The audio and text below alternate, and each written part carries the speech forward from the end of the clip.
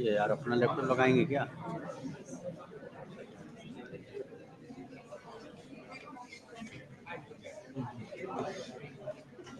आपका लोकेशन होता है, बिल्कुल आपका लोकेशन है सर, आपका लोकेशन आते हैं। अच्छा अच्छा, हाँ।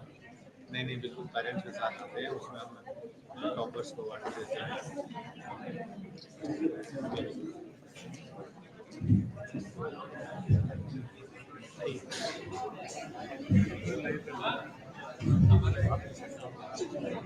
अब बोलने लगेगा तो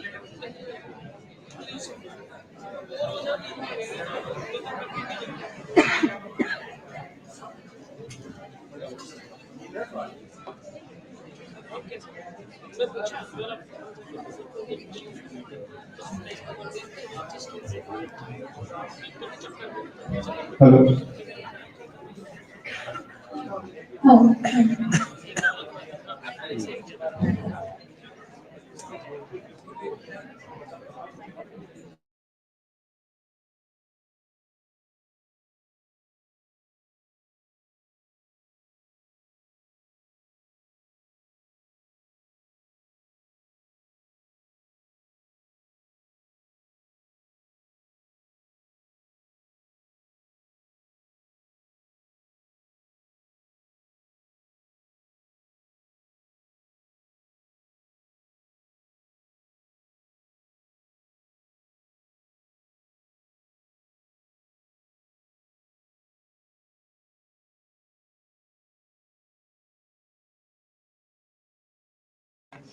Before starting the session, I request everyone to please be seated and put your phones on silent mode. Greetings to all, ladies and gentlemen, eminent speakers, distinguished academicians, delegates, and dear students. A very warm welcome to the valedictory session of the 7th International Conference, being organized by the Army Institute of Management and Technology in collaboration with Wexford University College, UAE. Myself, Nikhil Kumar. and myself, Thomasha Das. We are privileged to be your host for today's session. Now, without any further ado, I humbly request Air Commodore Dr. Jayant Kumar Sahu Sir, Director of AIMT, to kindly welcome our eminent dignitaries. Starting with Honorable Guest of Honor, Dr. Sudhir Gaur, Chief Education Officer, Visa Info System.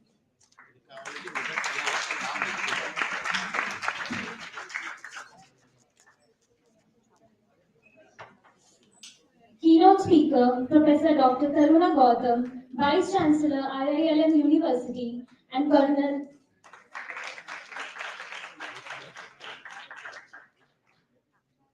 Ramesh Yadav, Additional Director, Army Welfare Education Society.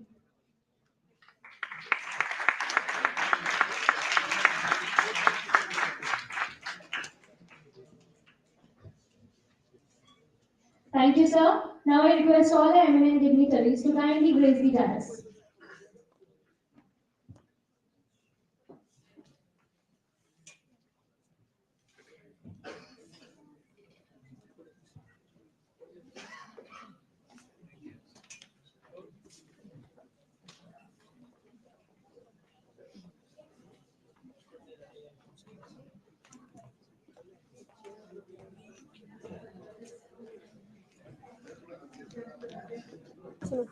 Michael Rada waiting room में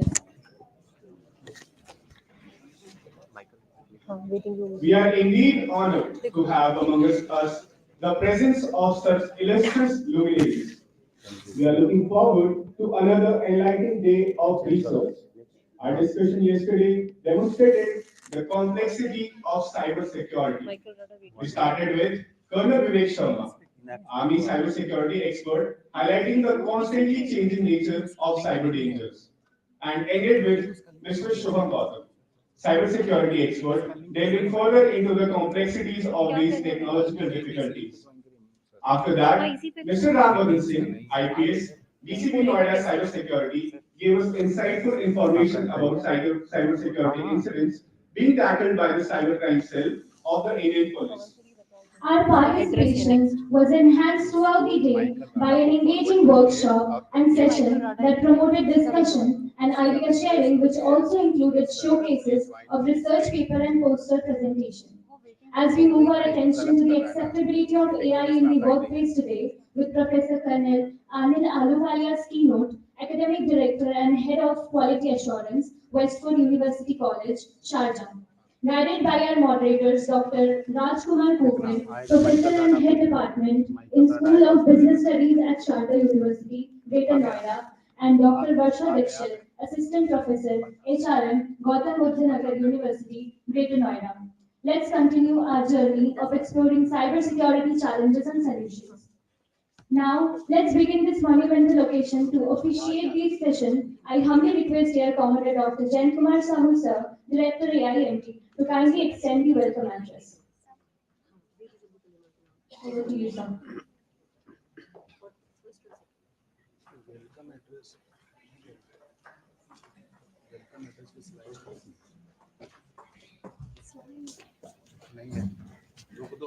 A very good afternoon to the esteemed guest, Dr. Taruna Gautam, the Vice Chancellor of IIM University, Dr. Sudhir, the Education Officer from the BSEL, and the distinguished panelists, dear students.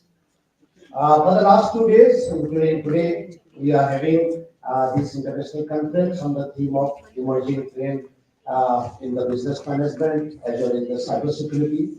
We have a panel of experts who have discussed the various aspects of how the business is rapidly growing in the scenario of Industry 5.0, which is basically trying to synergize the complete automation, the robotics into your workforce. And at the same time, we have also discussed how this sort of a new technology, new innovations also bringing out a lot of vulnerability in terms of the cybersecurity. So we have discussed how from basic cybersecurity guidelines which you need to follow, then to the cybersecurity norms which you require to do in your business. I'm sure this sort of a discussion, this sort of a deliberation definitely has opened up your horizon. We also had a number of presentations as we have compiled the seminar proceedings. You will find so a lot of people have put up their mind to discuss, deliberate, and do the research analysis of the entire procedures. So I am sure that these sort of discussion, deliberations will definitely help all of you. Now I'll not take much time because today we have a panel of speakers there. So I'll request the MCs here to introduce our chairman who will be addressing us online.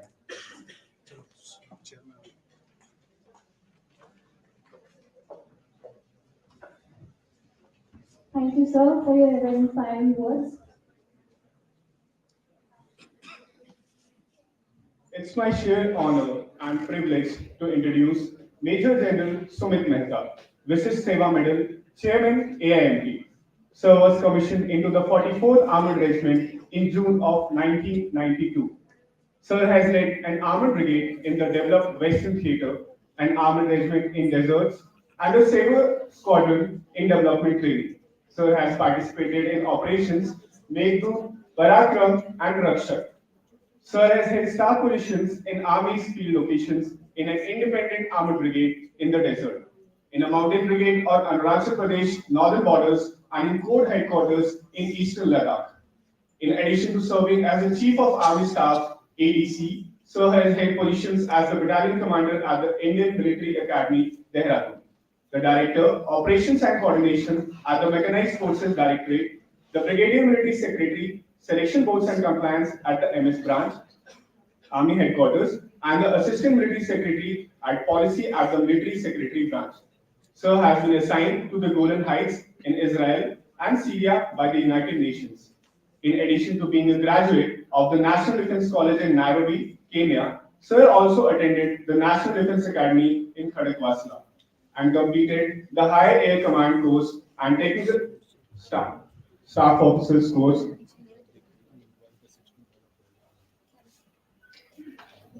Sir has master degree in peace studies and international relations. As of November 1st, 2023, Sir has assumed the role of Chief of Staff for the Delhi area. He is also the chairman of Army Institute of Management and Technology, Greater Noida. We formally welcome Sir to the 7th International Conference 2024. Now I would humbly request Sir to kindly extend the valedictory address. Thank you very much.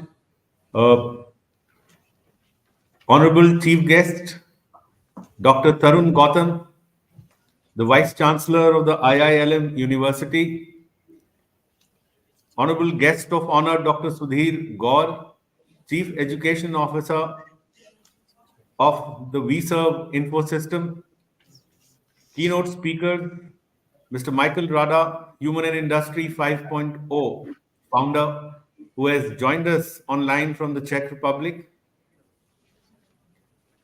Professor Colonel Anil Aluwalia and Dr. Andrew Hambler from the Westford University College, Sharjah, Air Commodore Dr. J.K. Sahu, the Director of AIMT, distinguished academicians, research scholars, and students. I am privileged to address the valedictory session of the 7th International Conference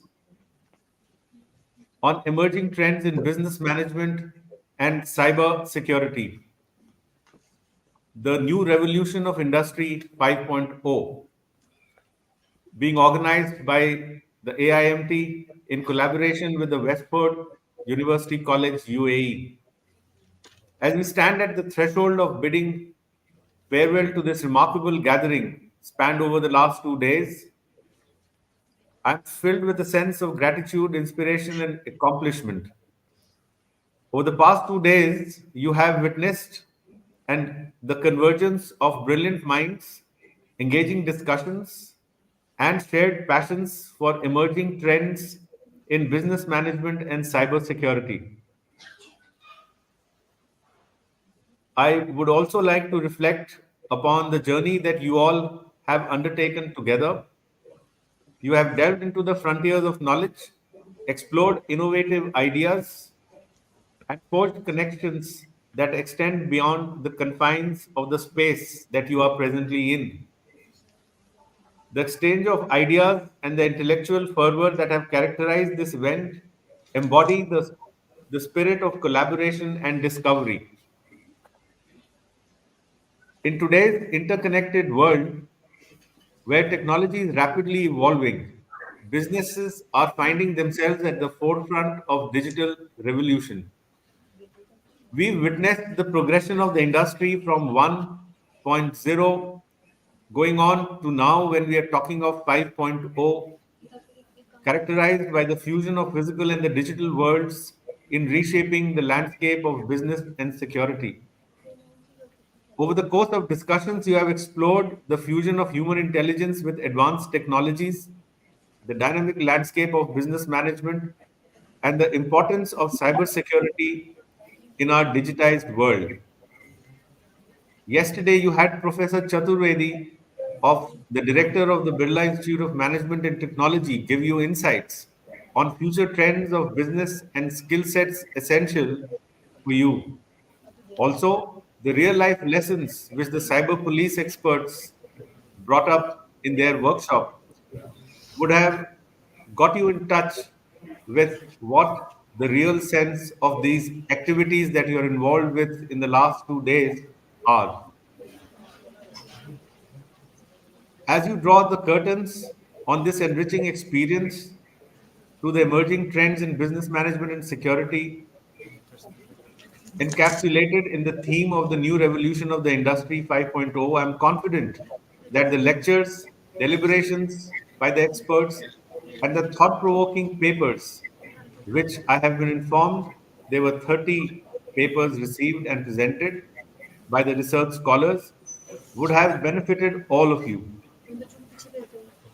The insights shared by our distinguished speakers and the engaging discussions amongst participants and the collaborative spirit that permeated this conference have truly defined the essence of the Industry 5.0.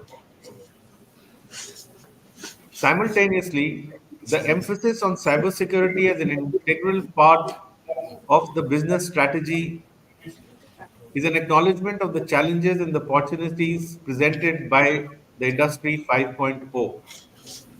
The need for a secure ecosystem in this interconnected digital landscape is important. It is becoming, in fact, a fundamental necessity. As we traverse the intricacies of the digital era, let us elevate our cybersecurity to a pivotal position within our business strategies. We must seriously consider allocation of resources, acquiring expertise, and embracing cutting edge technologies to bolster our defenses and proactively combat emerging threats. Security mindedness will involve following Industry 5.0 guidelines that prioritize designing security measures from the outset, ensuring that security becomes integral part of every technological advances. It will demand investing in strong cybersecurity frameworks, cutting edge encryption technologies, and ongoing monitoring systems to swiftly identify and counter threats as they rise. I would like to convey and express my appreciation to our distinguished speakers whose insights have enhanced the understanding of the emerging business and cybersecurity trends and development. Your expertise, passion, and willingness to share your knowledge has been the cornerstone of this conference. Thank you.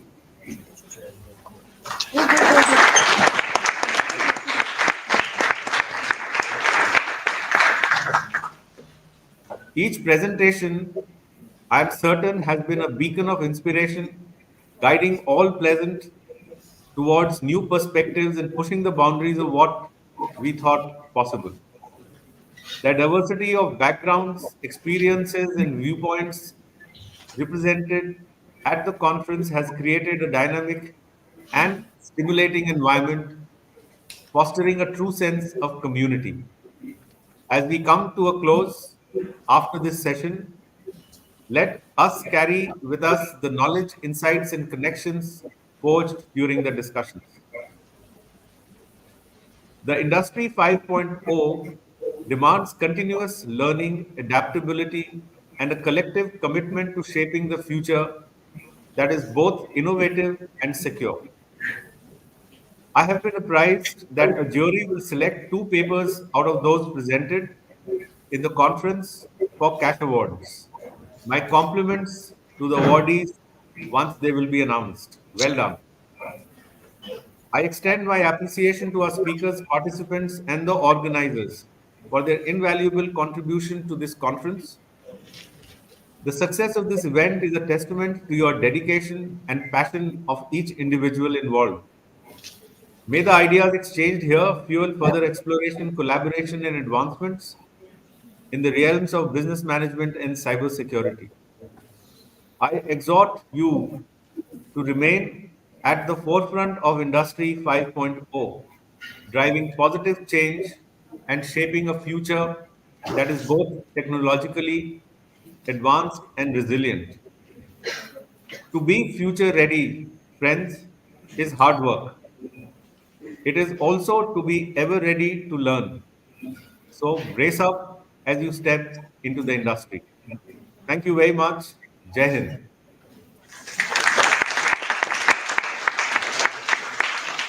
Thank you, sir, for highlighting the transformative power of integrating technologies in business management and emphasize the critical role of cybersecurity. We also extend our welcome to keynote speaker Dr. Andrew Hamburg, Chief External Examiner, Westford Education Group, UCAM DBA Program, UAE, and Mr. Michael Rada, Human and Industry 5.0 founder, for joining us virtually. Thank you. Now, it is with great pride and pleasure that we give a warm greeting to a wonderful person who has transformed the corporate landscape with his ingenuity and dedication. We have the honor of having Mr. Michael Rada, who has joined us online from Czech Republic. With more than 30 years of extensive commercial expertise, Sir is a seasoned business executive. At 1990, he began working at a steel industry to launch his business career. He created the methodical waste prevention approach known as industrial upcycling back in 2013, and he began using it in the actual commercial and industrial environment of Czechia. After 2 years, Industry 5.0 was introduced on December 1st, 2015, with the publication of an article titled Industry 5.0 from Virtual to Physical. The cornerstone of this new industry is in the industrial upcycling.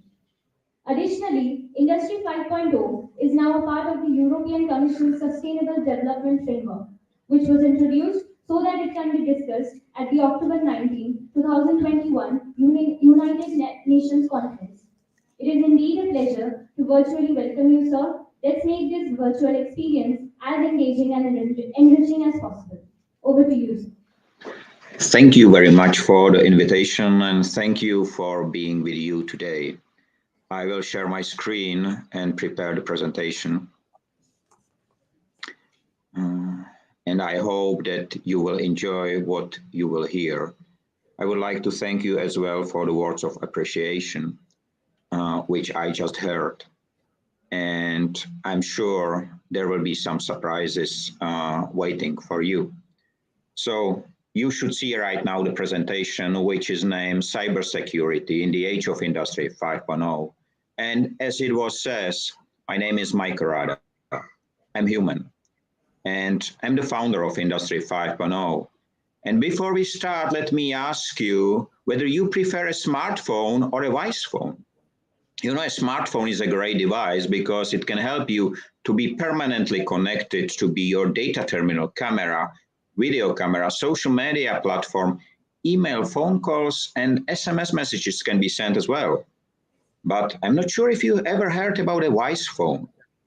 A voice phone allow you to make a phone calls and write SMS messages. You know, one of the reasons why probably you haven't heard about the voice phone is that you spend up to 87% of your free time with a smartphone. But on the voice phone, you will spend just about 3% of your time. And it is even stranger because the voice phone, which I will show you, is the only one in a mobile phone history, which was 3 years in a row, the best business phone, best mobile business phone in the world. It's called Nokia 6310i.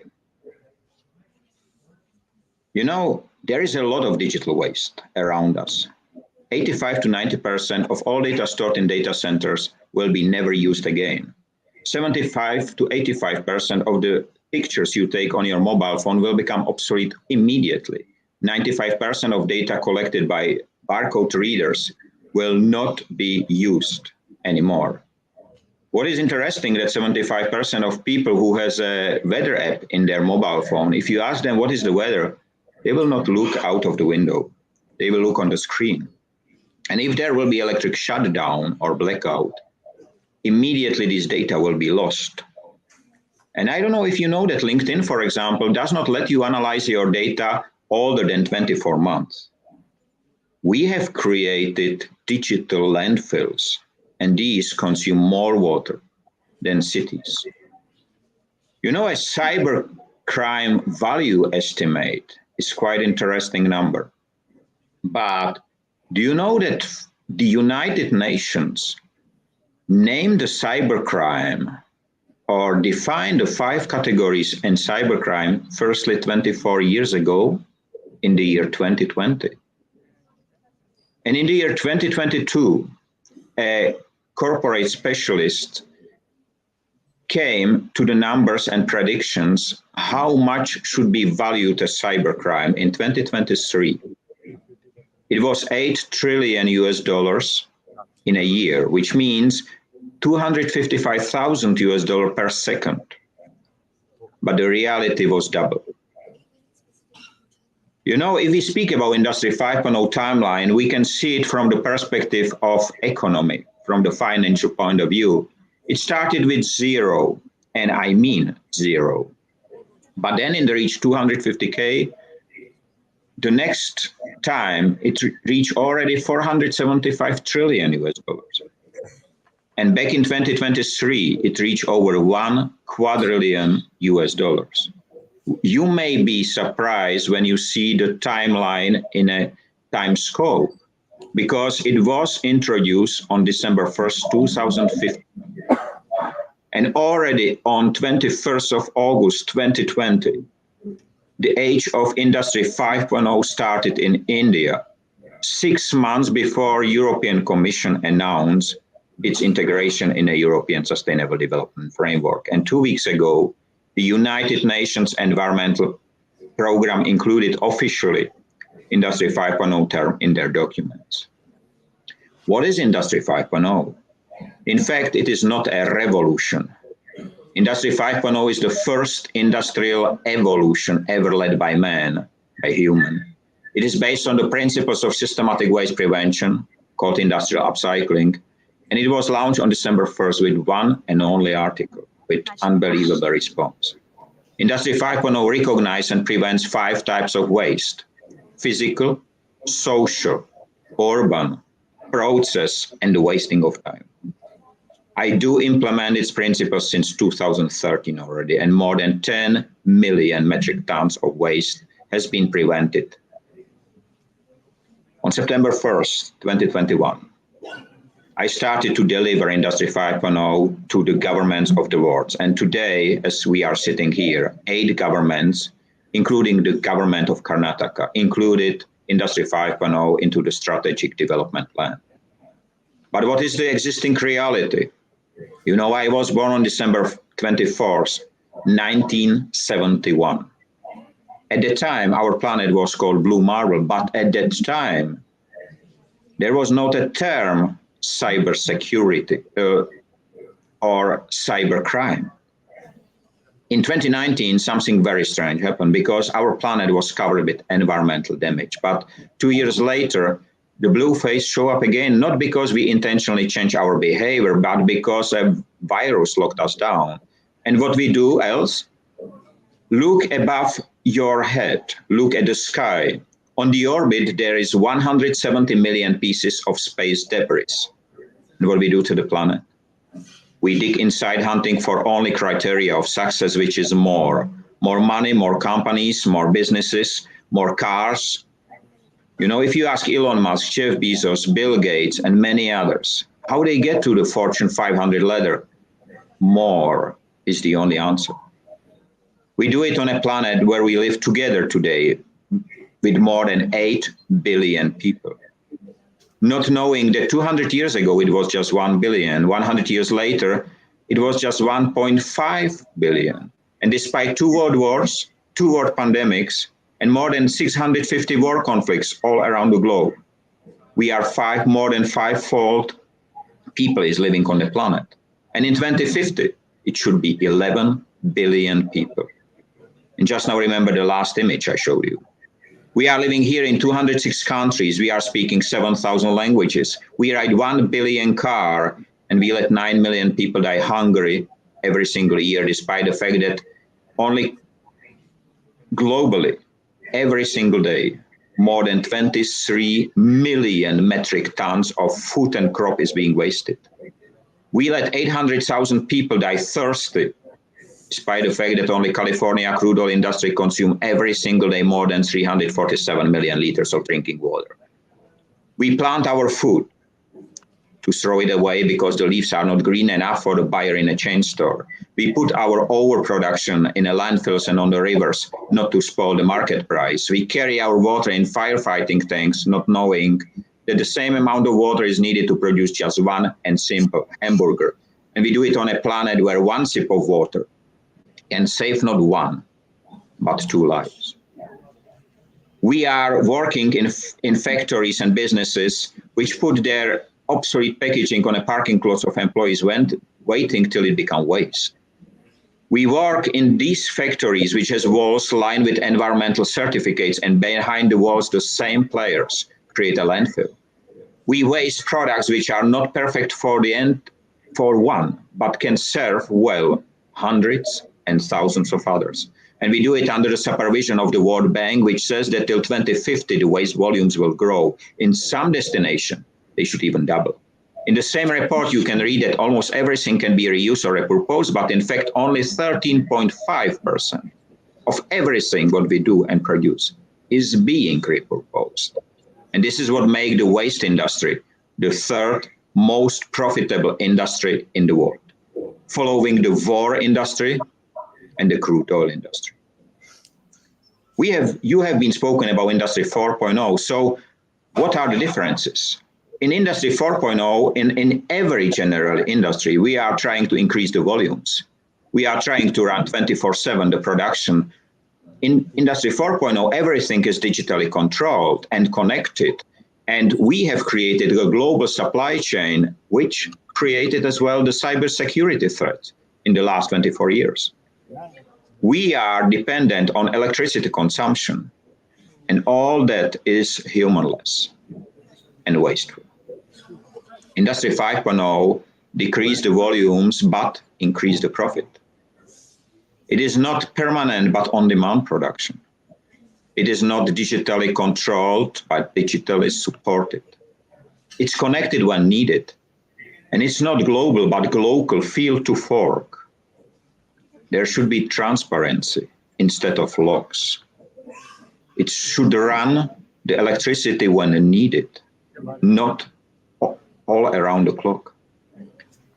Industry 5.0 is human-driven and is wasteless. We have built in the past our future on a top of a pyramid, considering that this is the building which should represent the future. But we forgot that the pyramid has not been built for the living ones to live inside, but to store corpses inside. And when I realized that back in 2010, I decided that we need another groundstone. And I created, it's called 6R instead of 3R. And you may ask how it will work. I will show you. Firstly, you have to recognize that something must not become waste. And trust me, that's not an easy if you wasted the item before. But the second step is even harder because you have to reconsider what you do with the item which you just saved. And you will probably fail for the first, second, third time. But then when you succeed, you start to change the world. And you see the Nokia phone is there with me. I have spent 8 years to write a document which was never needed in a human history. Because never in a human history, humans wasted so much. It's called the Waste Prevention Framework. It exists in Hindi, it exists in Gujarati, it exists in 80 languages of the world. Because nothing that can be used or utilized again must become waste. Everything must primarily be used as a pre-waste existing resource and remain in the system.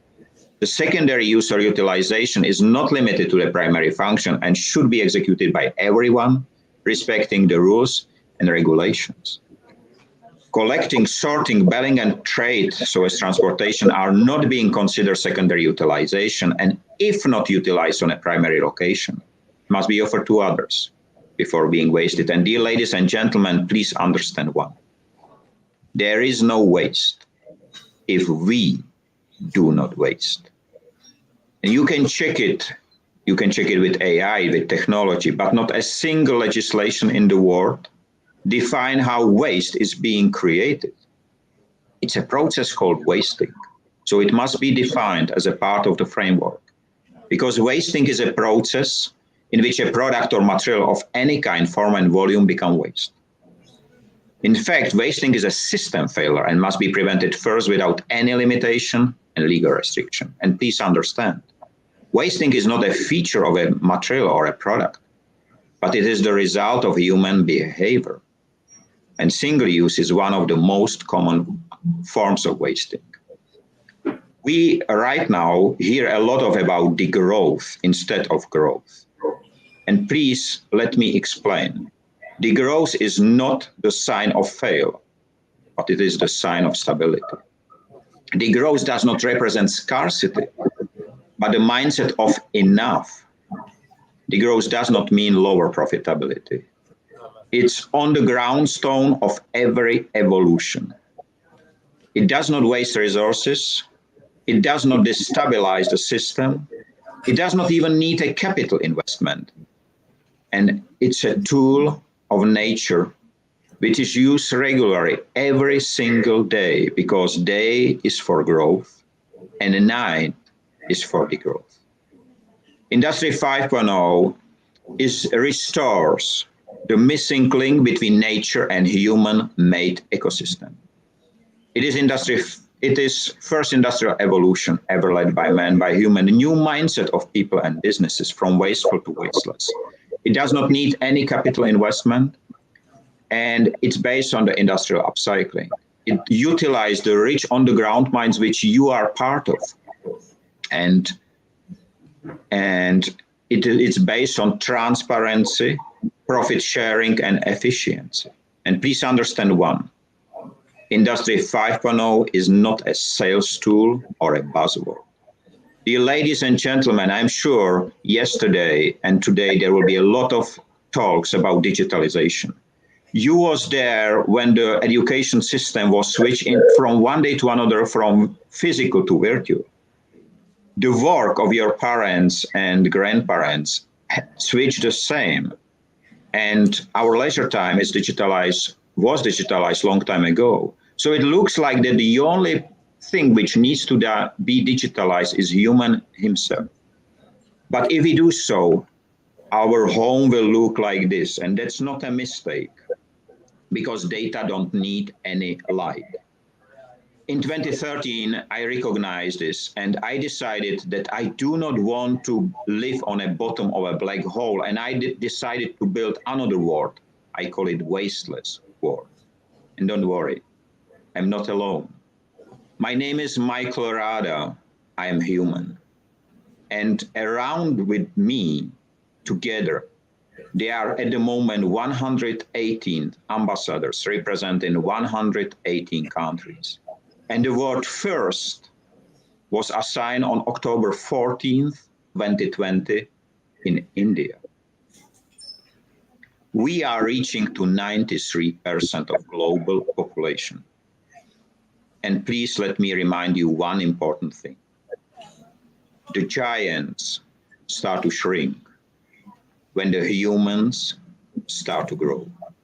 I would like to thank you that you dedicate the most valuable asset in your life to this keynote and to this conference, because time is the most valuable one. And I would like to wish you all have a nice time, free of waste and wasting in all its forms.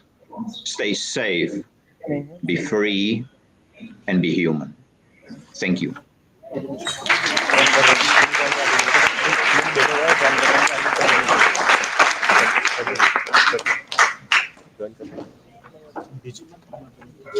Thank you, Mr. Michael Rada, for your highly enriching words. Sir has very well highlighted about the evolution of Industry 5.0, the paradigm shift in the domain of cybersecurity, and its subsequent impact on the human ecosystem. Now, it is a pleasure to introduce our esteemed guest of honor, Dr. Sudhir Gaur, currently serving as the Chief Education Officer at VServe Academy and the Associate Vice President at VServe Infosystems. With an extensive background in education and corporate training, Sir has played a pivotal role in crafting and delivering diverse training programs, covering technology, management, communication, sales, productivity, and team building. His illustrious academic prowess, highlighted by a PhD in business administration, a PhD in marketing, and an MSc in electronics, reflects a perfect fusion of academic excellence and practical relevance. Over a remarkable three-decade career in the education sector, Sir has excelled in roles spanning sales, business development, franchising management, and training for results. Notably, he has contributed to leading institutions in India, including a role as General Manager of Sales and Marketing at Bada Business. Now, I would humbly request Sir to kindly share his colossal wisdom with us. Over to you, sir.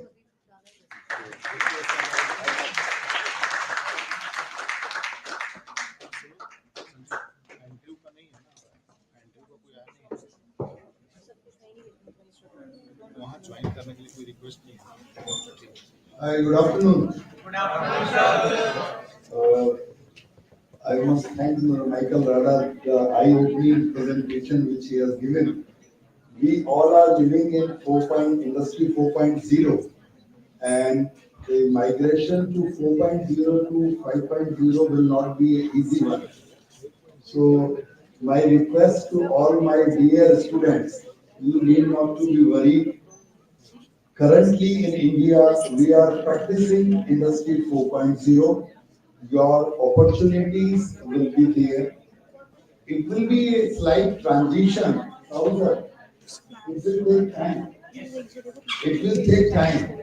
So you need not to be confused what has happened in last 3 days, last 2 days. And this book which I got is a compilation of really hard work of the people. They must have researched, they must have find out something useful. That's why it has come into this. So I would like to wish all those people, those who have been included into this. Babita Bhatiji, I Yes, think she yes. has compiled this. Yes. Along Congratulations. with the editorial team, I'm not alone. Absolutely. So give them a big hand. It is not easy.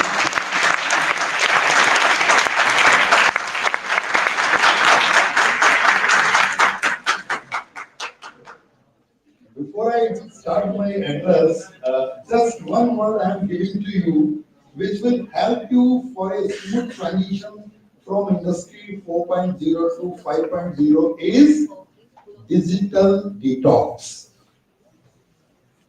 The hours or the minutes we spend on scroll out the reels when we are in leisure time sitting in library or with our friends in cafeteria. Reduce this and find out a change of that into something constructive. That is the only thing which I have attended yesterday a session at Crown Plaza. There was a company called 63 Moves. They are doing very high class research work in uh, cyber security, which is the subject of the day also.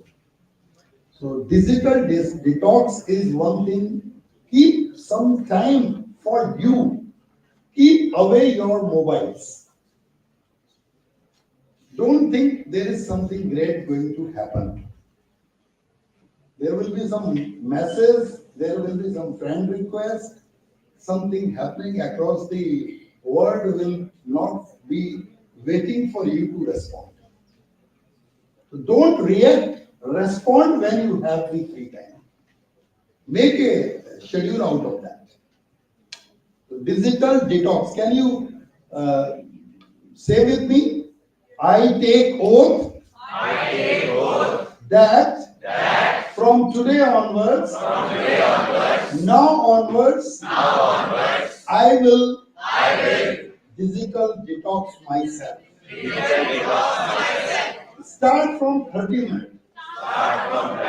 Increase it. There will be a lot of peace and calmness in your life, and new thoughts will come. Okay? सब ठीक है ना?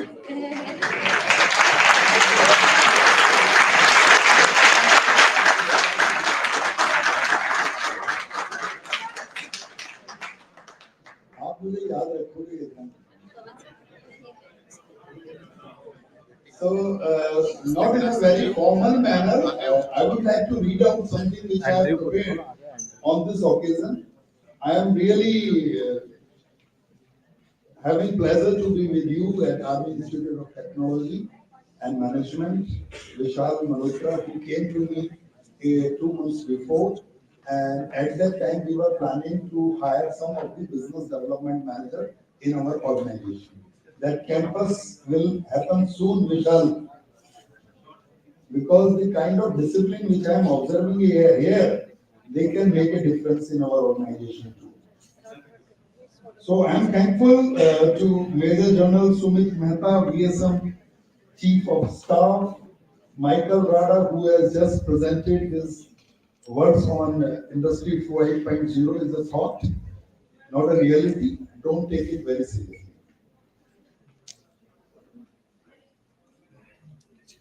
Mr. Sahu, who has organized this campus, I am not able to see the entire greenery, but I have heard it is one of the beautiful campus. My co-panelist, Dr. Professor Taruna Gautam, who has come all the way from ILM University, definitely she will share with her knowledge to you also. And all those who made this program possible. So, I extend my warmest greetings to you on the occasion of the 7th International Conference on Emerging Trends in Business Management. Underline this word, business management and cybersecurity. Cybersecurity is going to facilitate in business management. There are two different words. Cybersecurity is a technology. Business management is the real outcome of any business. Organized by RV Institute of Management and Technology, Greater Noida. As we stand on the threshold of a new era characterized by unprecedented technology advancement, we cannot be separate from that. Is it possible? No. So it is imperative for us to reflect on the transformation impact of these developments on the field of business management and cybersecurity. Industry 5.0 represents a paradigm shift. Paradigm shift. The presentation which Michael Rada has given, you may be disturbed or thinking what I am doing. Don't worry.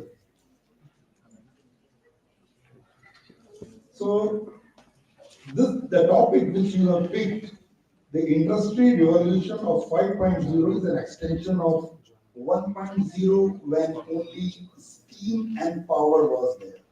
Steam was there. Then it moves to the when electricity came. Then computer being introduced. Later on, all these things of cyber physical things is now way of life. Now we have a smooth, very slow transition into what we are discussing. But we should be ready because we are on the verge of completing of our careers. You are stuck. Yes, no? Yes. तो दार्शनिक नहीं होना है, थोड़ा commercial और व्यवहारिक भी रहना है. दिन रात पूजा करके मैं अपना घर नहीं चला पाऊँ. सारे समाज की सोचूंगा तो काम कैसे करूंगा? How my family life will go? I have to be competitive with the world, with my colleagues, with my neighbors, and in supportive and collaborative manner. So I am really thankful for what you have done over here. Cyber security in this digital age, you have heard a lot of lessons yesterday. All these people, those who were there, I saw, they all are expert in that area. And when you are using internet and mobile, there is a cyber threat possible for you. It's your job to learn new ways, understand, mitigate those risks, because nobody can guarantee you. Recently, we were doing a project at Motilal Oswal, and they have been threatened by ransom attack. And before that, they were discussing with our team for cyber security protection for last 6 months. They could not decide for the investment. And on the day when they attacked, they called from us. So it is our duty, our organizations, our home, our own phone, our parents, they may not be digitally literate, make them aware that what kind of rubbishness is going on. I was in Lucknow a couple of weeks before with the police headquarters, and they have invited us to present a paper how this can be minimized. The prone area of cyber digital frauds is Noida, Delhi, NCR. People, those who have migrated from there, doing their jobs, they have been getting these kinds of messages. Now there is a new technology which has come to prevent this is CYBX. It has recently come into the market. From there, your phone can be cyber threat precautionary measures will be there.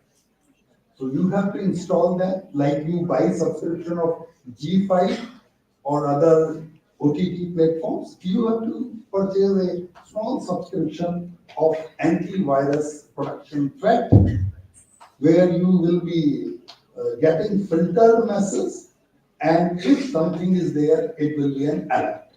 But it is 99.999. There will always be a possibility of 0.001.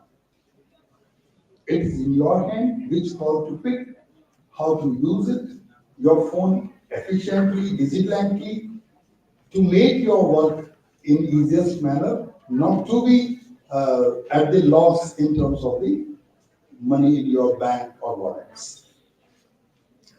So I have recently released a book especially for students or those who are going to start their career. The title of the book is Cash to Cash. In 10 slides, I will summarize it. मैं थोड़ा mic पे थोड़ा वो हो रहा है, मैं बीच में आना चाहता हूँ बच्चों के साथ. So we have a cordless mic. Yeah. Okay. So this is the book, Cash to Cash. Not to be worried. Cash is a combination of knowledge, attitude, skill, and habit. These 4 parameters will make your career, and that will be translated to whatever is your need. That is cash. I will summarize it only here. These are the 8 chapters of this book. Lights, camera, and action, how to start. Second is not to be confused, become confident. Confusion to confidence, the chapter number 2. Third, I have mentioned warrior to warrior. Fourth, yes is S is for sales. MBA students or management students, those who are going to seek their career in corporates, be ready until you are a value contributor to the organization, you will not be recognized. You can take back office seat, but be a contributor. Is it a skill or a will? It's a long debate. Wills can create a skill. Skills can be developed, wills are there. No shortcut to the hard work. Be on ground. Be on ground. And last is the title of my next book, Yesterday You Said Tomorrow. Whatever you promised yesterday, you have to do it. So I can summarize over here, thankful. Only one thing is I would like to show you. These are 26 alphabets. If you put numbers against them, 1 to 26, and do a small exercise of skills, it will come to something. Knowledge will come to something. Hard work will reach to somewhere, and attitude, it will make you 100. Thank you very much, and all the best.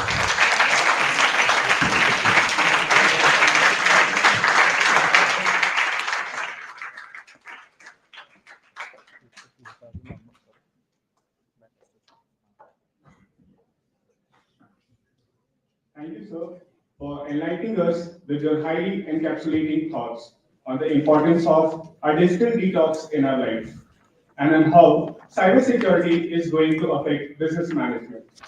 We will surely try to imbibe your valuable suggestions to shape our career and future. Thank you indeed, sir.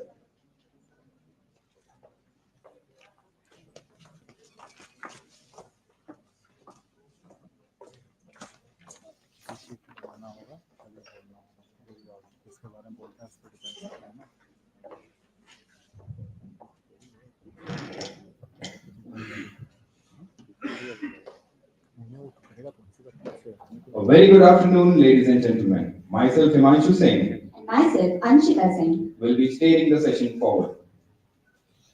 to deliver the keynote address, we have the virtual presence of Dr. Andrew Hamler, Chief External Examiner, Westwood Educational Groups, UCAM DBA Program UAE. Dr. Andrew is a former HR consultant who worked for many years for the financial services firm PricewaterhouseCoopers.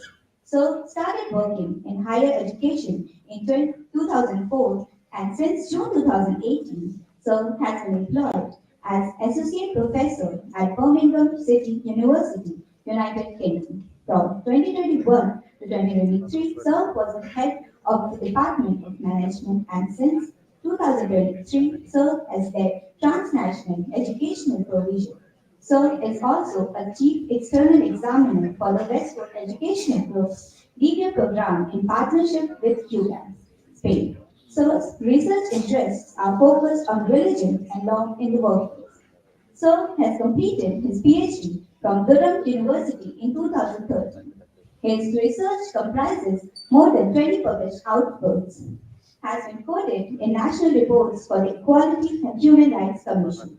In 2015, an article by Andrew Sir was one of the 5 most highly rated by practitioners in the Chartered Management Institute's top management articles competition.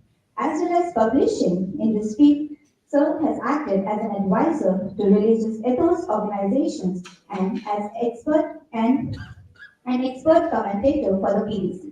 Sir is a chartered member of the Chartered Institute of Personnel and Development, for which he is also a national moderator and for 15 years an associate examiner. He was called to the bar in 2019.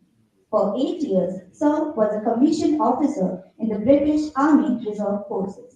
Without any further ado, I request Dr. Andrew Hamler, sir, to kindly extend the keynote address. Over to you, sir. Well, thank you very much. Thank you for those kind words. And I'm sorry I gave you so many words to share about me, but thank you. It's an honor to be invited here. I haven't been in India for a very long time. I realize that I'm actually only virtually there, but it's been 6 years since I've actually stood on the ground anywhere in India, and I used to go there quite regularly, and I do miss it, especially during the winter months in the UK. So I'd like to speak to you today about a topic which is a little bit unusual, I think, certainly in management. It's the title, as you saw, is Respecting Individual Conscience in the Workplace. And I'm going to draw on things other than the management literature to talk to you about this. Now, my paper is extracted from another longer paper that I have written, which really addresses legislators and policymakers, and is making the case for making some legal adjustments to existing law to accommodate conscience a little bit more. But obviously today I shall spare you all of that, and I'd like just to pick up on aspects which are relevant to employers in particular, and indeed their managers. So conscience is a word that is well understood, but if asked to define it, it's a little bit more difficult. And in practice, when we see conscience in public life or in the workplace, it's often associated with an objection, a conscientious objection. I can say that to you as military people will understand this. And what you may not know is the concept of conscientious objection to military service actually goes all the way back to the Roman Empire, where Jews were excluded from military service not because they were pacifists back in the in ancient times, but rather they objected to swearing an oath of allegiance to the god emperor because they were monotheists. Now, there have been many other examples, and I just wanted to pick up a very contemporary one, which you may be aware of some people who objected to the COVID vaccines. Now, a lot of those objections were not conscientious in nature. They may have been inspired by fear of the possible consequences of taking a vaccine, which the effects of which are not particularly well known. There are some conspiracy theorists that thought there was something sinister in the vaccine, imparted by the government or the Bilderberg Group. But there are some people who objected for instance, religious reasons. Christian Scientists, as a small sect of people, but nevertheless, they reject the notion of illness. It doesn't exist, and therefore there should be no vaccine. So lack of faith to take a vaccine. Or they may have a concern to avoid an impurity entering the bloodstream, and a vaccine would be considered to be impure. Now, the word conscience goes back to a Latin word, and we also get in English another word, consciousness, from the same root. But conscience means the con part is with, and the scienter or science means knowledge. So conscience is associated with knowledge, moral knowledge, and it's shared, the with part is shared with oneself. Now, in turn, that moral knowledge has an energizing quality on the individual, and it informs and directs conduct. Now, conscience is often, because it's seen as slightly apart from the individual. It's like another voice, and you may be aware of the image of the angel on the shoulder that is prompting us and rebuking us when we're doing something which is contrary to conscience, which we may know is wrong. Now, what informs the conscience has been written about over many centuries, and it goes all the way back to Cicero. So all the way back to ancient Rome, we have a concept of conscience as representing someone else speaking to us. So there's this plurality. It's like an inner voice that comments on our actions, but always in a critical and judgmental way. It's not a friend. I think that's an important point about conscience. So although there's many conceptions of what informs the inner voice, and they're contested, what is not contested is the role of conscience. And if any of you have, and I think all of us have experienced conscience before, you will know that it is not a friend. Its characteristic habit, according to the philosopher Strom, is to goad, prick, wheedle, denounce, and harass. So these are all negative adjectives, rather than mollify or persuade. Conscience doesn't comfort us. And it can lead, if we fly in the face of our conscience, if we ignore our conscience, it can lead to unpleasant feelings of guilt or shame, and a fundamental loss of integrity, wholeness, and harmony within the self. Those are not my words, it's the words of the philosopher Charles. So forcing people to act against their conscience, and this is where we begin to get to the workplace, can inflict moral harm. It's not a good thing. It can be very destructive to an individual's mental equilibrium. Now, I mentioned that conscience is often associated with the desire to opt out of something, but it isn't necessarily so. So conscience can actually push us in the direction of actively doing something. But I think I'm going to retain the notion that normally we associate it with something negative, with a refusal or desire not to do something. And within the UK, and I know this is true in other countries, I don't know how it operates in India, but because there is a fundamental objection by some people to abortion, physicians are allowed to opt out of taking part in an abortion. Another example would be pharmacists. There's a pill, an abortifacient, which induces abortion at a very, very early stage, called the morning after pill, and they don't have to give out the morning after pill, if dispense it, if they have a moral objection. And equally, medical researchers do not have to participate in stem cell research and embryo research if they have an objection to that. But these are very specific objections. So there is a legal basis for these, but very, very narrow circumstances. And there is no general right. Now, speaking of the UK, the US context, again, my apologies. I would like to find out how things are in India. It would be very good comparative research, but I don't know for sure. But we do not have, in the areas that I'm familiar with, the jurisdictions I'm familiar with, any more general right to manifest conscience, to exercise conscience, and be protected in some way by law.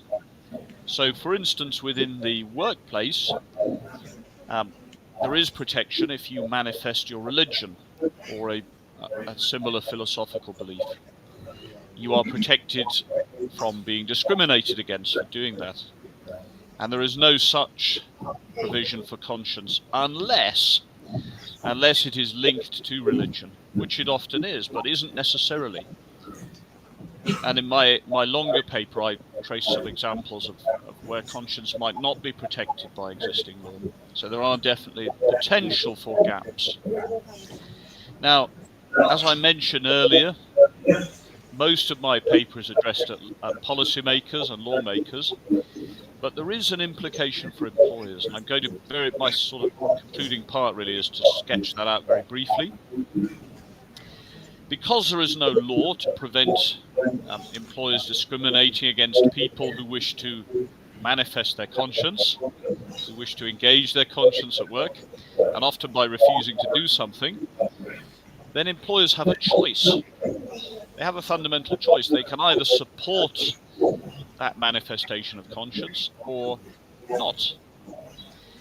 Now, my proposal is, so I'm not neutral on this question, I propose that employers have a real incentive, generally, to look positively on claims of conscience at work. Now, why is this? Well, I'll start off from the earlier point that if the Romans, who are not known for their humanity in a modern sense, recognize the importance of wisdom really in respecting conscience, then hopefully in more enlightened times we might do the same as a minimum. But from an HR perspective, I don't know how many people in this room, this virtual room or the physical room where you are, works in HR or interested in HR, but from an HR perspective, I'd suggest you're more likely, the employer's more likely to retain staff, to keep staff who have conscientious objections if they are prepared to respect those as far as they possibly can. Now, why would they do that? Well, the individual at work who stands up because of a conscientious objection or reason actually is doing so, shows a certain amount of moral courage, because it's likely there will be some conflict with the employer and possibly with other employees. It takes a certain amount of courage to stand up and be different from others. And therefore, I would suggest those people are most likely to be people of integrity. They're conscientious objectors, but they're also likely to be conscientious in the way they undertake their work. And therefore, these are good employees who are more likely to display virtuous behavior at work. And not always, but usually employers value employees who are virtuous, who show organizational virtue. These are usually good employees. Now, I will acknowledge, I realize I don't have a lot of time, so I'm going to be quite brief. There are times when, for employers, conscience may conflict with the duties or indeed the interests of other actors in the workplace. So the way in which someone manifests conscience might be very much very problematic to the organization at times, refusal to do something which no one else can do, or it could be offensive to others in the workplace, depending on what the objection is. So here the employer has a more difficult decision to make, because there may be some sense of trying to deal with conflicting imperatives and different rights.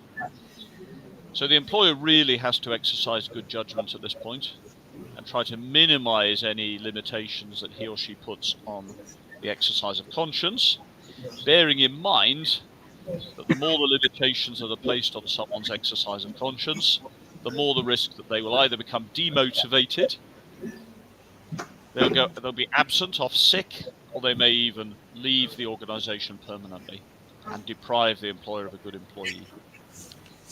So overall, my thesis is that conscience exercises a powerful hold over the individual, and that happens at work in the same way as elsewhere. There is no sense in which you can go into the workplace, hang your conscience on a peg in the way you might hang a coat, ignore it all day, and then pick it up again on the way out of the workplace. Conscience has a habit of following us, even where we'd rather it didn't. And because of that, because of the potential for conscience to be a problematic factor for employees, employers have good reason to try to accommodate claims of conscience wherever possible. Now, I conclude there. I don't know if I've persuaded anybody in this fairly brief talk. I've maybe just introduced the ideas. And if anything, I hope I've kind of encouraged you to consider something possibly a little out of the mainstream of today's proceedings. And we can all, I think, relate to conscience in some way. So it isn't a regular management topic, but I hope it's something that might interest you. And certainly from an HR perspective, there is a resonance. And it's something that's under research and probably should engage management researchers much more. So as I conclude, can I just say once again my grateful thanks to the organisers and to all of you for kindly indulging me and listening to my presentation today. It has been a great pleasure, and I hope that you find the rest of this day, and indeed yesterday, very profitable. Thank you very much.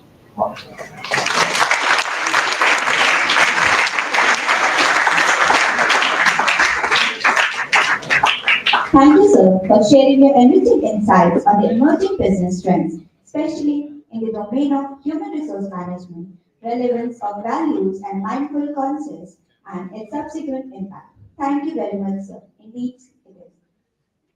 Now, I would like you to introduce to our next keynote speaker, Professor Dr. Karuna Gupta, Vice Chancellor, IILM.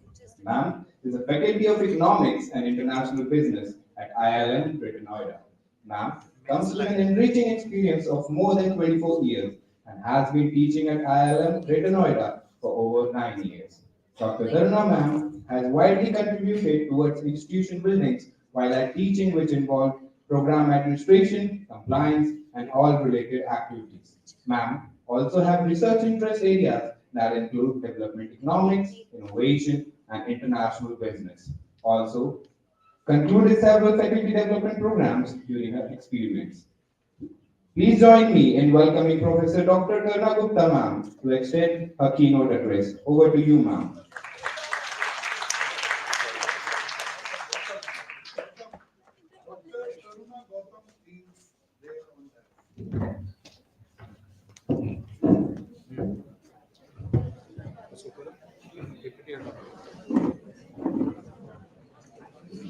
Too many gadget systems, So, anyways, good afternoon, everyone. I can see most of you are students, so I behave like a teacher now.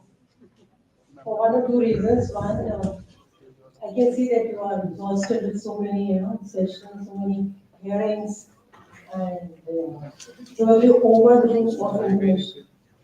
What I'll take you through is that I think the theme is more so talking about Industry 5.0.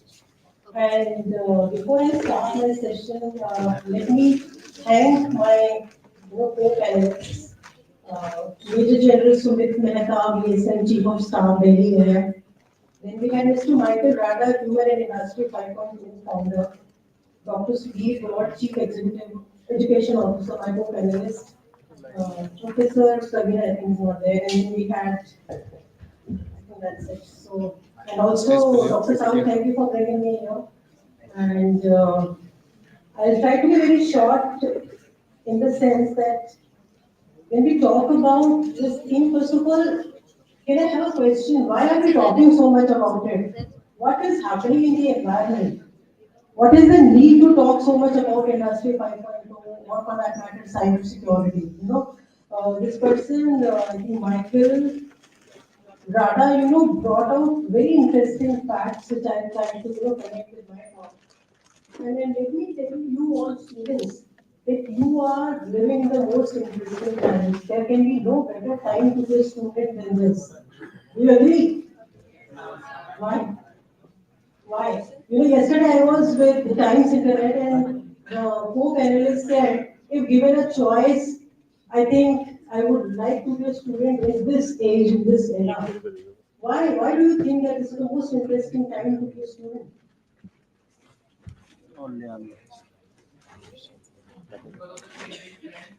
What is that changing trend is what I'm asking you. Job opportunities. 42% of the jobs which are existing today will not exist by 2026. Where are the opportunities? New jobs will also be created. Still, as a student, you said jobs. Why is it so interesting a time to be a student? Accessibility of information. Accessibility of information. Okay. What else? Why are we talking about Industry 5.0? What is Industry 5.0? Mr. Professor Rada brought out very beautifully. I thought I'd talk about it, but since he's already covered it, I'm not covering it. But just one last question. What do you think is the difference between Industry 4.0 and Industry 5.0? I mean, in Industry 4.0, we were focusing on tech, but in Industry 5.0, we are including humans with the involvement of tech. Absolutely correct. A good rounder. He's very well designed. Three, four things. One, Industry 4.0 was all about technology, weaving it in the manner that we get a lot of profits. Industry 5.0 is about, we are not doing away with profits. We need profits. You rightly brought out, if industry is there, business is there, profits have to be there. The only difference is that now we are connecting it with people. And the last slide where, Professor Rada left was about that I'm a human. So connecting technology alongside human beings. The human element has to stay, and we talk about people, profit, and planet. 3 P's, people, profit, and planet. So today when I was coming, since I'm an economics person, the data has to be there. So I was looking at the newspaper today. You look at each day of the newspaper, there is something about AI, there is something about ML, there is something about technology. So today it said that Microsoft is saying that we have stopped talking about AI.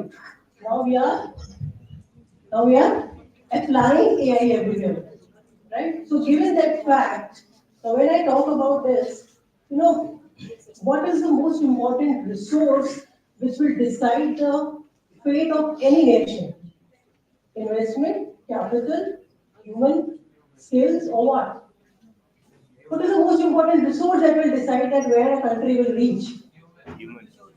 Innovations. It is the age of innovations. The more you can innovate, the more you can disrupt and get the benefits out of it, it would be better. So yesterday, this education minister said that we have signed up an MOU wherein 15,000 ITIs, 15,000 ITIs will train the people, their students, ITI students in which area? Artificial intelligence. See the number of people, it is almost 1 million people that they are targeting to train in the area of artificial intelligence, wherein they have tied up with Department of this training, DSC, something like that, DGR, and there is something called Future Right Skills Network. So this is an organization which is having a collab with none less than Cisco, JP Morgan, Alliance. So that way, you see the way industry is coming up along with education to train the skills. So that is where you are in the most interesting times, because artificial intelligence is something which will be there, which is there at least for coming years, and you have to equip yourself. Right? So that is where when we talk about artificial, what is the basic requirement to build upon artificial intelligence. It is based upon what? You cannot have artificial intelligence without humongous data. Now, when there is so much of data revolving, which already, Professor Rada has taken in the amount of data which is lying, that is where cybersecurity risk comes in. Today, Shakti Das, your RBI governor, is saying that the amount of financial inclusion initiatives that are happening and the way artificial intelligence is going to play an integral role in any economy, that is where the onus lies on whom? All financial institutions. So he has instructed all banks that they have to come up with a clear roadmap as to how they will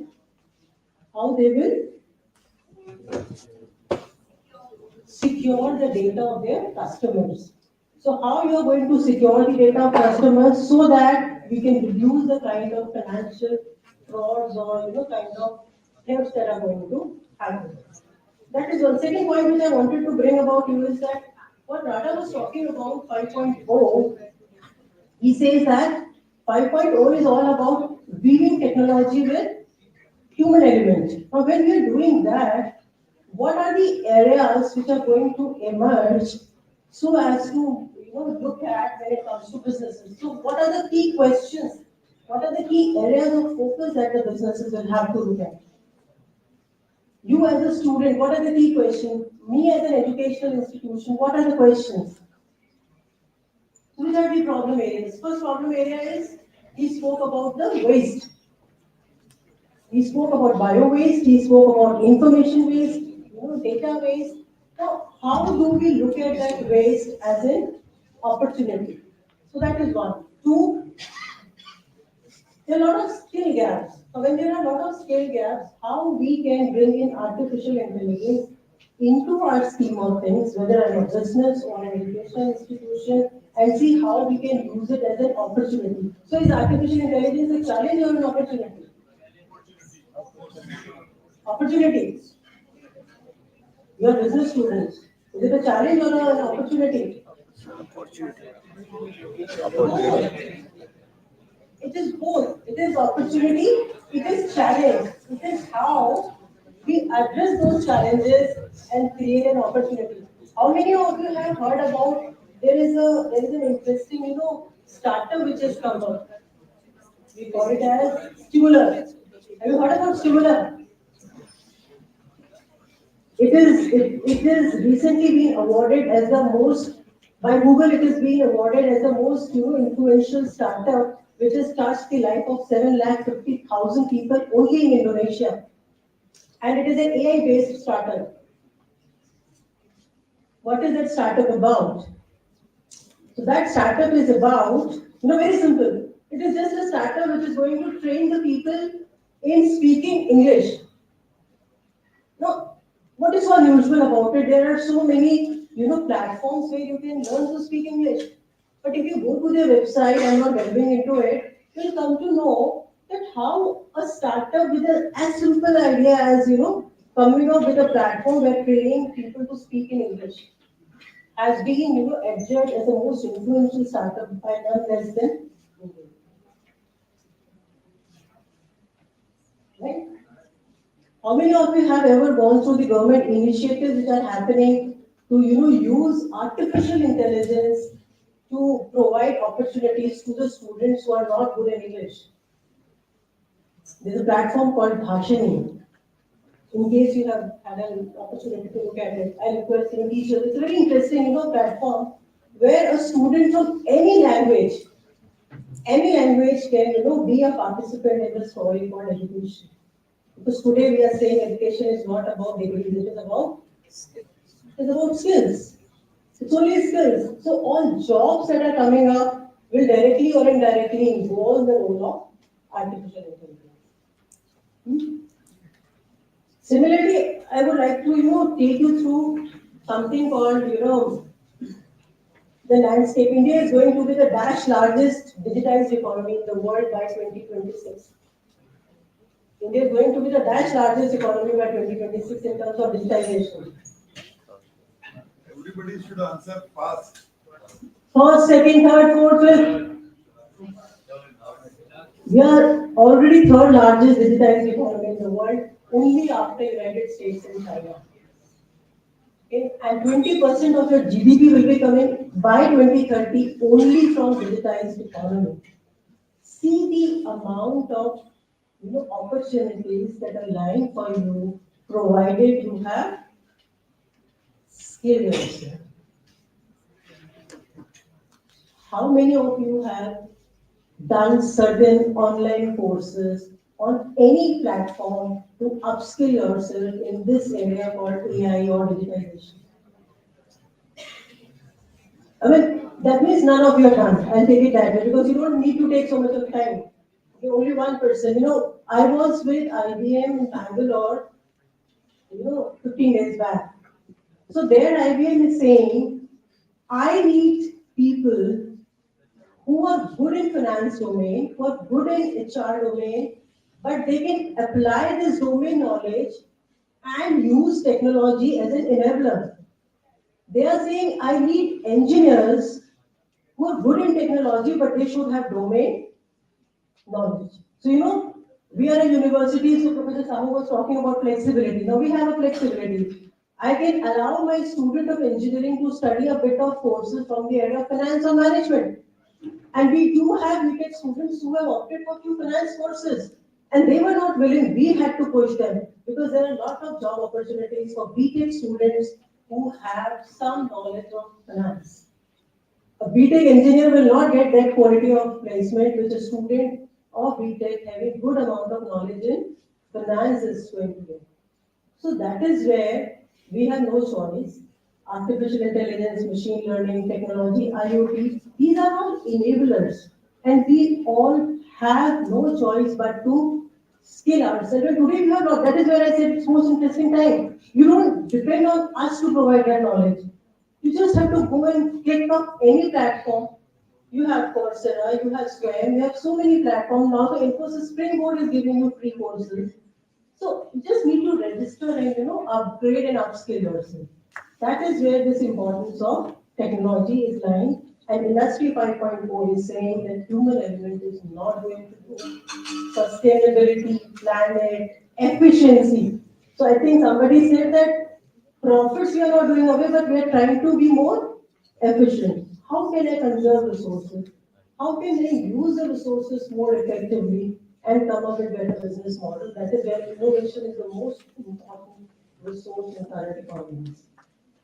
And linking it up with cybersecurity is as easy as saying that if you have so much of data, plethora of data, there are always innovations happening and threatening that data.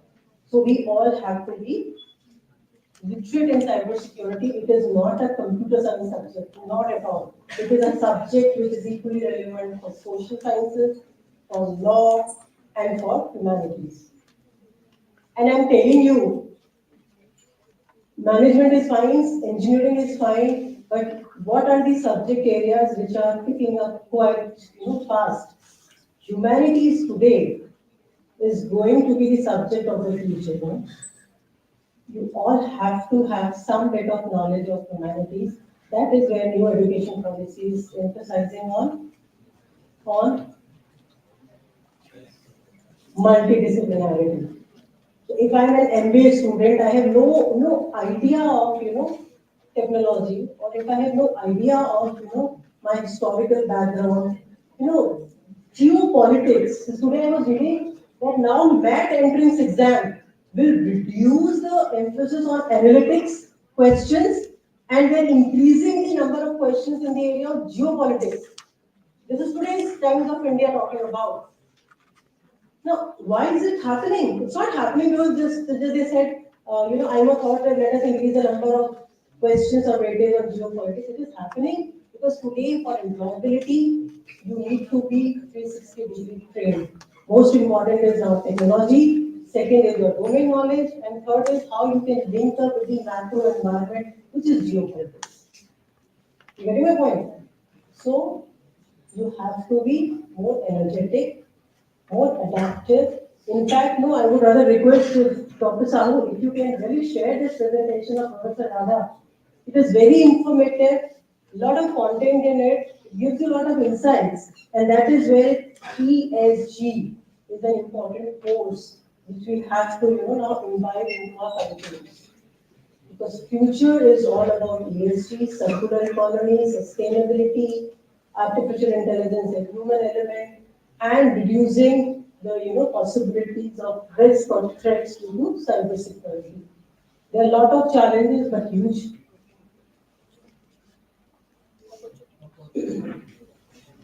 opportunities. Right? So good. Thank you for making me here. Giving me your time.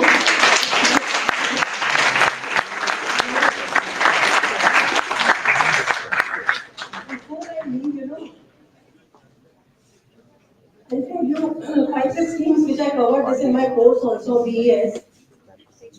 The students are doing projects on bio-inspired manufacturing and design, impact on consumption and sustainability, technology facilitating human-machine collaboration, impact on skills and careers because of artificial intelligence, and social and business significance of mass personalization. Today the economy is not about masses. I think Radha, again I'm repeating the same number of times, but he spoke about customization. Today the manufacturing will be customized. I can customize my car. So instead of producing in masses, it has to be customized. Education has to be customized. Every student is individual. Design your pathway. How many of you have explored ChatGPT? Everyone. All right, tell me how many of you have used AI or ChatGPT to design your resume? 5, 6. How many of you have used this platform to do mock PI and take the feedback? See the way it's reducing, that is where you need to not only have an access to the platform but to utilize them in a rational manner. How many of you have tried to find out, given your skill sets and your strengths of personality traits, what work profile will work for you? So see, there are a lot of opportunities for you. You can use it for assessments. You can use it for your trainings. You can use it for creating your resumes. You can also use it to identify which online courses you should register for to improve your career aspirations. So, to sum it up, technology has to be an enabler. Human element has been added in Industry 5.0, focusing on people, planet, and profit. And lastly, cyber security is there. How many of you have heard about YOTA? What is YOTA?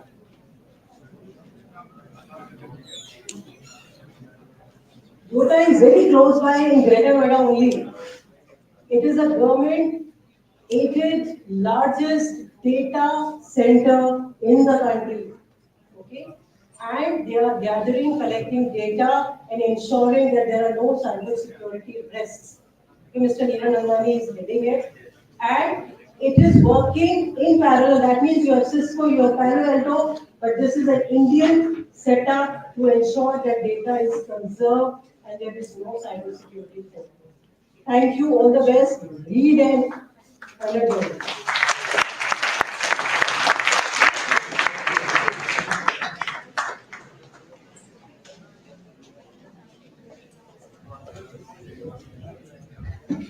Thank you so much, ma'am, for sharing your immense wisdom. Ma'am had very well highlighted the usage of technology with the fusion of the human intelligence for the business. Ma'am also highlighted the relevance of being digitally savvy and upskilling ourselves with the emerging technology. Also, I beg your pardon, ma'am, for taking your name incorrectly, ma'am. My sincere apologies.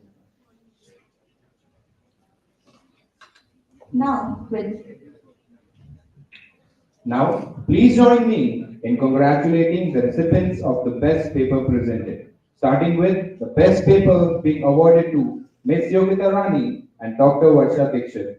Research Scholar, GBU, Kasna, Greater Noida.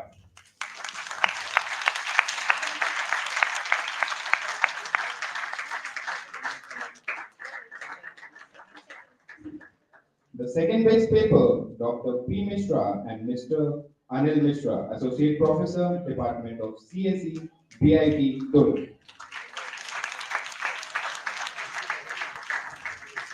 The best paper has been awarded a cash prize of 5,000 and 3,000 each.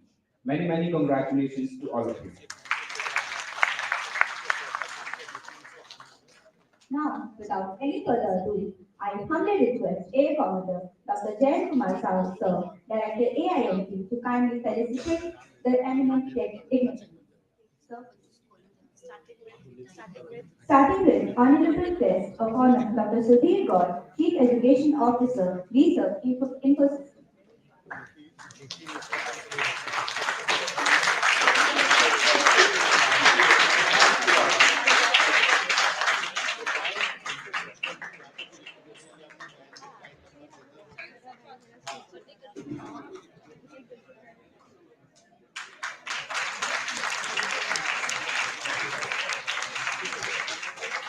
Now, keynote speaker, Professor Dr. Karna Gautam, Vice Chancellor, IIM University.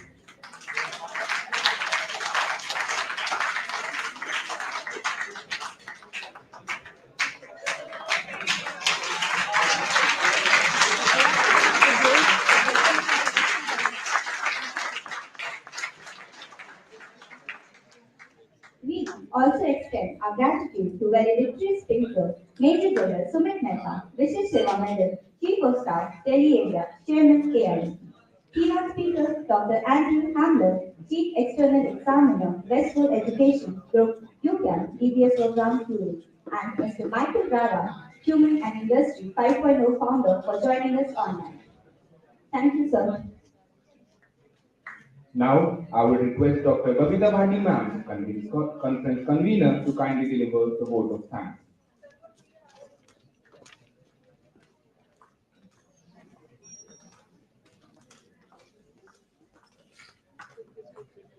Namaskar. Don't worry, I won't take long.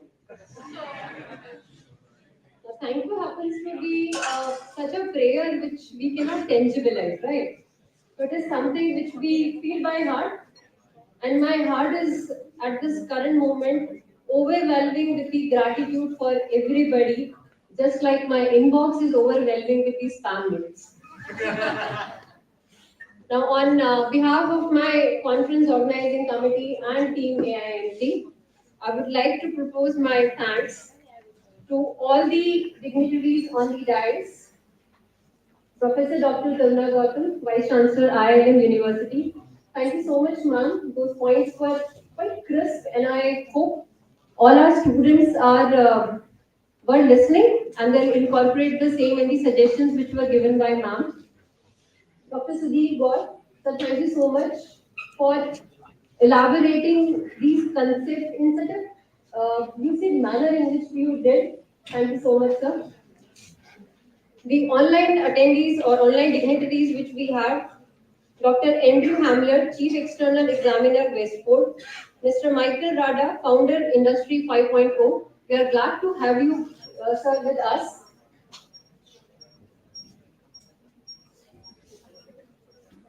Also, the presentations over the last 2 days were extraordinary, and the kind of research work, the kind of sessions, the addresses which people made, the speakers made, were quite enthusiastic as well as quite illuminating for all of us. Thank you everyone for the sessions.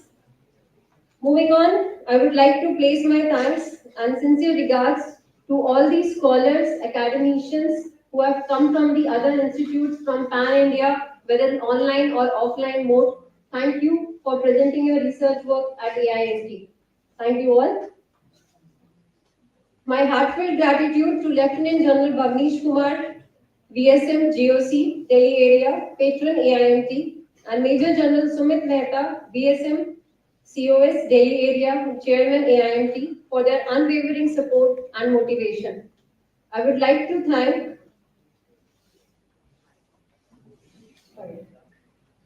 I would like to thank Colonel R.S. Yadav, Additional Director AVIS, for joining us today. Thank you, sir.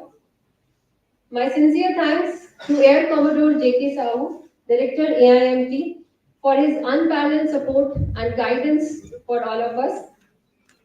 I would like to place on records my deep regards for my nuclear counterparts in the conference, Dr. Pallavi, Dr. Anubhav Verma, Academic Head, Dr. Pavan, Dr. Mohanty, Professor Shalini, Professor Sandeep, for their support throughout the conference, which we started the work from the very early of December, and we have run around the circles for to make this conference happen.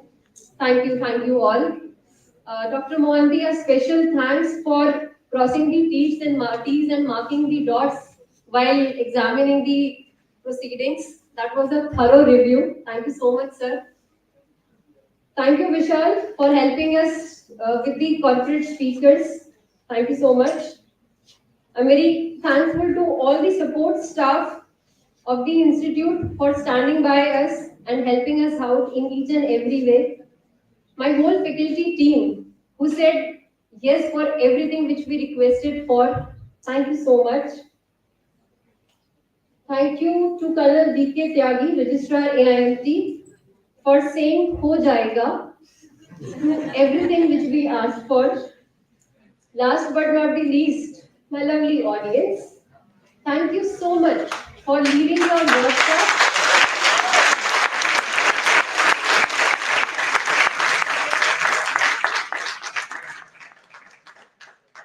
I thank you for leaving your WhatsApp, Insta, social media chats, and the Aapsi Chito chats in the sessions, at least for most of the time. Mighty, mighty? Yeah, thank you, Jai Hind.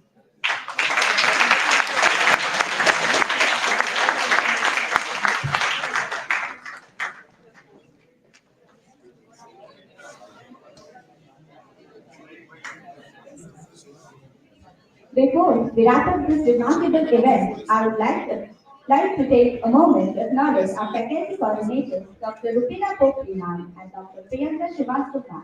Also, my anchoring team, Vidhi, Vaibhav, Pooja, Dishan, Kirti, Vishakha, Himanshu, Shraddha, Saksham, Alisha, Nutan, Arisha, Ram, Ishani, Nikhil, Tamusha for making the 7th International Conference a success. Thank you all for your contribution to the success of this international conference. Look forward to welcoming you all in the 8th International Conference. Now, I kindly request our respected faculty members to join us on the stage for a group photograph, please.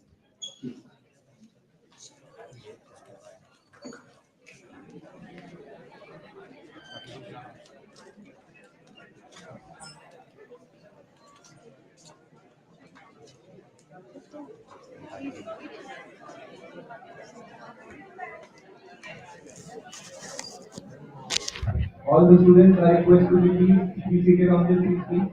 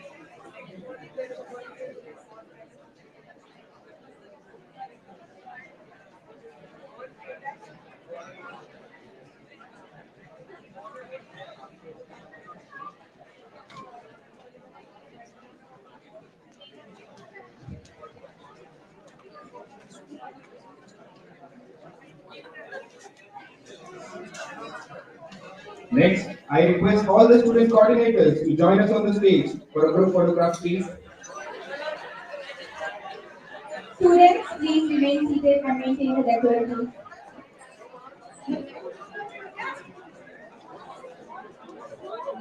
Students are requested to please be seated at the respective seats, please. Please.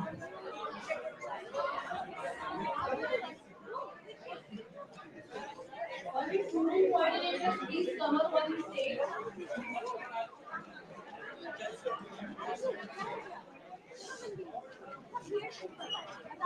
Wait. The ones who were handling discipline in the end, Suman, student coordinators, please all of you.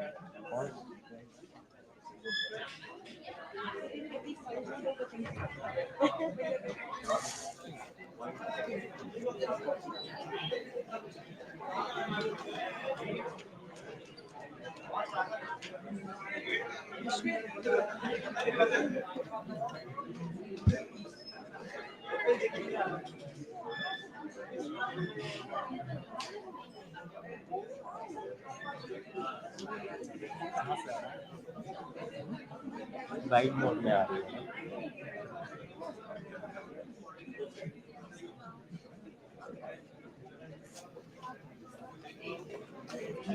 I missed out the student coordinators in my thank you speech. Thank you all of you. The list is long, but thank you so much. The show had not been possible without you all. Thank you.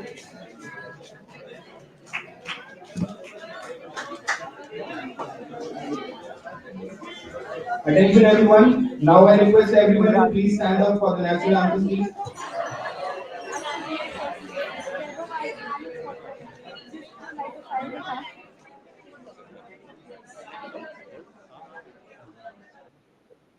अधिनायक जय हे भारत भाग्य विधाता पंजाब सिंध गुजरात मराठा द्राविड उत्कल बंगा विंध्य हिमाचल यमुना गंगा उच्चल जलधि तरंगा तव शुभ नामे जागे तव शुभ आशीष मागे गाहे तव जय गाथा जन गण मंगलदायक जय हे भारत भाग्य विधाता जय हे जय हे जय हे जय जय जय जय हे